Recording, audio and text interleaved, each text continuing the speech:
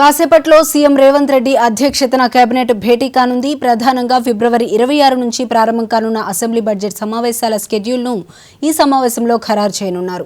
సుమారు 3,15,000 కోట్ల భారీ అంచనాలతో రూపొందిస్తున్న 2026-27 వార్షిక బడ్జెట్ ప్రతిపాదనలపై మంత్రులతో సీఎం చర్చించనున్నారు. గవర్నర్ ప్రసంగం, బడ్జెట్ ప్రవేశపెట్టే తేదీలతో పాటు సభను ఎన్ని రోజుల పాటు నిర్వహించాలనే అంశంపై ఈ భేటీలో స్పష్టత రానుంది.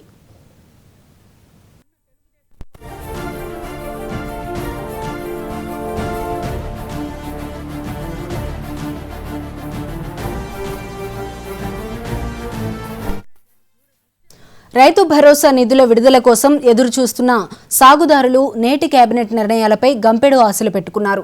యాసంగి సీజన్కు సంబంధించి ఎకరాకు 7,500 చొప్పున పెట్టుబడి సాయం అందించే అంశంపై మంత్రివర్గం తుది నిర్ణయం తీసుకోనుంది.